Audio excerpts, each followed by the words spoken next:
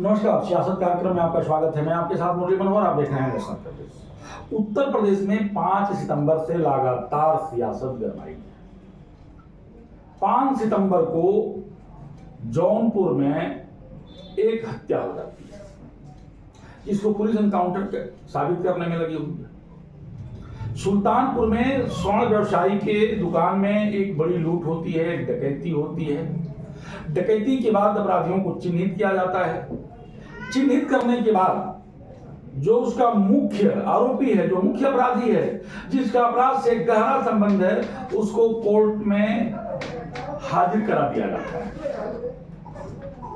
Surrender बोलता है, police पूछताछ करती है और उसे ससम्मान जेल भेज दिया जाता है। उसमें से कुछ अपराधियों के पैरों में गोली मारी जाती है।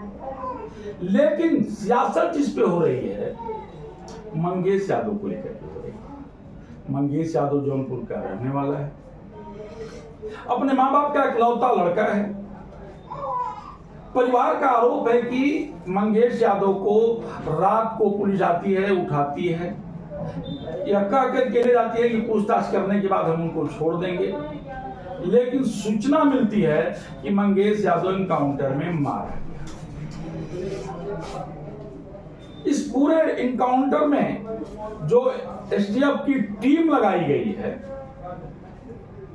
उसके जो प्रमुख शाही जी हैं, उनका गहरा संबंध गोरखपुर मंदिर से भी है।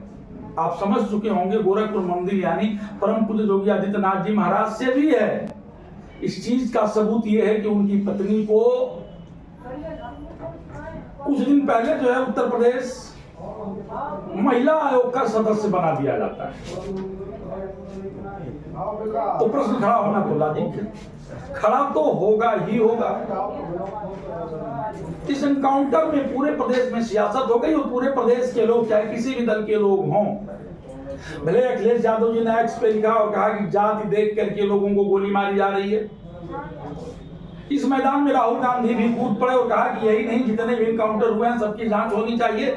लेकिन अब आम जनमानस में भी उत्तर प्रदेश पुलिस को लेकर के भय व्याप्त है। न जाने कब किसके बच्चे को उठा लिया जाएगा, उसको एनकाउंटर में मार दिया जाएगा। इसके पूर्व में भी ये घटनाएं हो चुकी हैं। होटल में रहने वाले एक व्यवसायी की भी हत्या हुई। यानी उत्तर प्रदेश के लोग अब अपने आप को सुरक्षित महसूस नहीं कर पा रहे हैं।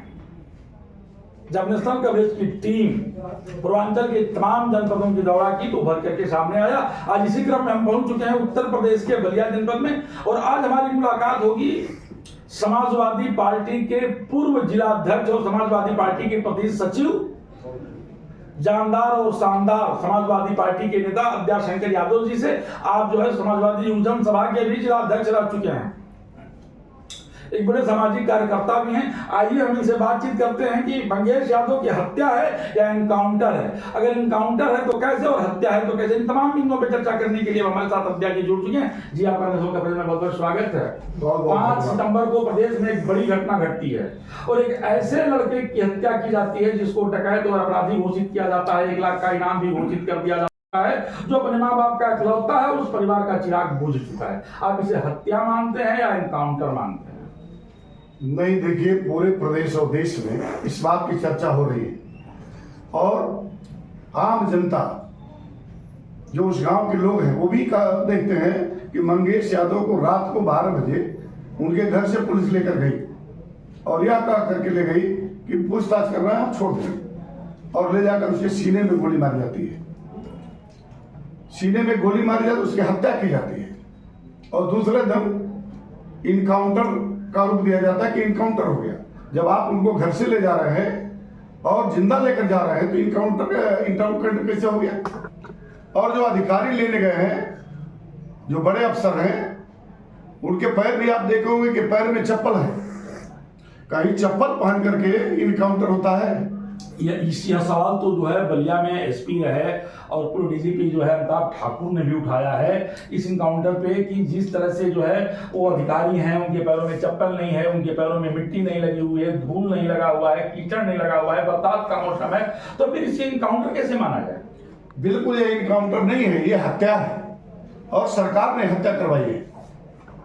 अपने चहेते अधिकारियों को भेजकर मंगेश यादव की हत्या कराई गई है।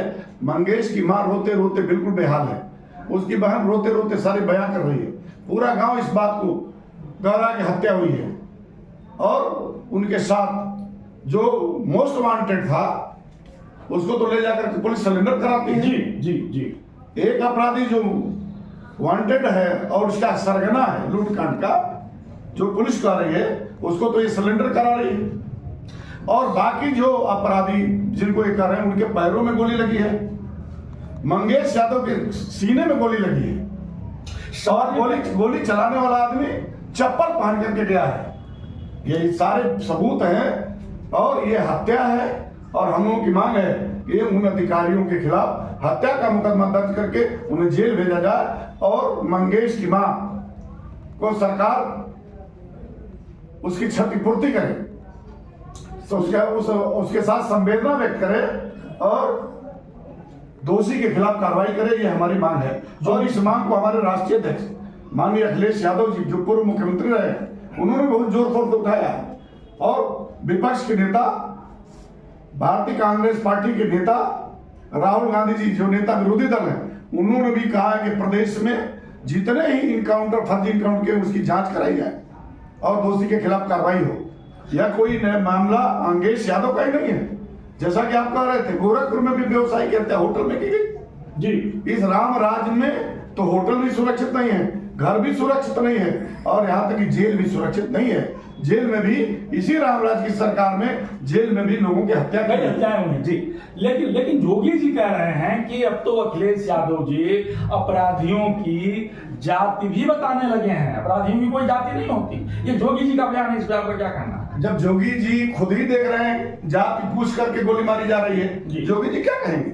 योगी जी के खिलाफ तो जितने मुकदमे दर्ज हैं गोरखपुर में, सब मुख्यमंत्री होने के बाद उन्होंने वापस लिया है। इनके साथ तो अपराधियों का सरगना रहता है। योगी जी उसको बढ़ावा दे रहे हैं और पुलिस के भेष में ये गुंडे लोगों की हत्या कर रहे हैं। अखिलेश जी ने ठीक कहा है कि पीडीए परिवार की हत्या हो रही है। आप जांच कर लीजिए और देख लीजिए पूरे प्रदेश की तथाकथित मुठभेड़ को इनकाउंटर खोल कर देख लीजिए कि सबसे ज्यादा अगर कहीं हत्या हुई है तो पीडीए परिवार की हुई है। एक मिनट थोड़ा सा हम आपको बता दें कि उत्तर प्रदेश में 2017 से लेकर के और 23 तक की जितने भी इनकाउंटर हुए हैं उसमें सबसे ज्यादा जो है मुस्लिम समाज का हुआ है। मुस्लिम समाज का जो है 67 जो है इनकाउंटर किया गया है, 18 जो है राजपूत का किया गया है, 18 जो है ब्राह्मणों का किया गया है, 16 जो है राजपूत का किया गया है और 14 जो है यादव का किया गया है। तो अगर पीडीए की बात करें तो सबसे ज्यादा जो है 67 और 14 को जोड़ दिया जाए तो मुझे लगता है कि पूरे प्रदेश में जो है सबसे ज्यादा जो है इन दो वर्गों का जो है हत्या किया गया है। इसके बारे में आपका क्या कहना है? मैंने कहा कि ये पीडीए परिवार की हत्या है। पूरा रिकॉर्ड निकाल लीजिए, चिन्हित करके जाति और धर्म के आधार पर हत्याएं हो रही है, इनकाउंटर हो रहे हैं। उनके बुलडोजर भी जाति आधार पर बुलडोजर भी चल रहा है। अभी आपने देखा ये सीतापुर का प्रकरण, जो ब्राह्मण लड़के की हत्या हुई जी, और पूरी की पूरी पार्टी चिल्लाते, हमारे सभी सांसद जाकर घर गए, लेकिन वही जो हत्या किया है घसीट कर मारा गया है ब्राह्मण परिवार का, और सरकार की तरफ से कोई मंत्री गया भी नहीं, संवेदना भी नहीं व्यक्त किया, कोई क्षतिपूर्ति भी नहीं दी। तो इनके जमाने में खुली छूट है और ये अफसर भी समझ रहे हैं कि हम इनकी हत्या करेंगे तो मुख्यमंत्री जी और उनकी सरकार हमारा पीठ थपथपाने का काम करेगी और पीठ थपा रही। लेकिन अगर उत्तर प्रदेश में इसी तरह से इनकाउंटर होते रहे और इनकाउंटर जो है हत्या में तब्दील होते रहे, हम एक बार आपकी जानकारी के लिए बता दें कि इनकाउंटर का मतलब होता है कि पुलिस अभिरक्षा से अगर कोई अपराधी भागता है तो उसको दोबारा गिरफ्तार करने के लिए जो है गोली चलाई जाती है, या पुलिस खुद भी आत्मरक्षा के लिए गोली चलाई जाती है। ऐसे में अगर कोई अपराधी जो है मारा जाता है तो उसको एनकाउंटर किया जाता है। लेकिन यह बात एकदम साफ है कि उत्तर प्रदेश में पहले घर, जैसा कि घर का आरोप है कि घर से जो है अपराधी को उठाया जाता है, जिसको अपराधी कहा जा रहा है, और फिर पुलिस सूचना देती है कि उनका जो एनकाउंटर कर दिया गया है, वो पुलिस मुठभेड़ में मारे गए हैं, तो बड़ा साफ शब्द दो शब्द यहाँ आते हैं। अगर घर से उठा करके ले जाया जाता है मंगेश यादव को और उनकी हत्या होती है तो फिर वो एनकाउंटर की श्रेणी में नहीं आ सकता है। आखिर प्रदेश कैसे सुरक्षित रहेगा? 2027 में बहुत लंबा समय है, परिवर्तन भी 2027 में हो सकता है। 3 साल का समय है, 3 साल में आखिर क्या होगा? समाजवादी पार्टी सड़कों पर उतर करके संघर्ष करेगी या सत्ता परिवर्तन का जो है राह देखेगी? देखिए, मंगेश प्रकरण में बहुत साफ और स्पष्ट है कि हम लोग अखबार के माध्यम से, टीवी के माध्यम से अपनी बात कर रहे हैं और उस परिवार के प्रति संवेदना है। हमारा प्रतिनिधिमंडल भी जाकर परिवार के लोगों से मिला है, मिल रहा है। और माननीय अखिलेश यादव जी ने कहा कि इस लड़ाई को केवल हम यही नहीं छोड़ेंगे, बल्कि जमीन पर उतर करके संघर्ष करना पड़ेगा तो करेंगे। हम न्यायालय की शरण में भी जाएंगे और न्यायालय से न्याय देने की गुहार लगाएंगे। इसमें हम चुप बैठने वाले नहीं हैं। और इस लड़ाई को आपको बहुत दिन पहले एक याद होगा, इटावा में हीरो यादव, हीरो की हत्या कर दी थी। हीरो नाम का लड़का था, उसकी हत्या, और उसमें भी माननीय मुलायम सिंह यादव ने जोर शोर से आवाज उठाया। नहीं माने तो कोर्ट के माध्यम से 156(3) में गए और गए तो पूरी की पूरी टीम, जो हत्या करने वाली टीम थी, सबके खिलाफ FIR हुआ, सबको जेल जाना पड़ा।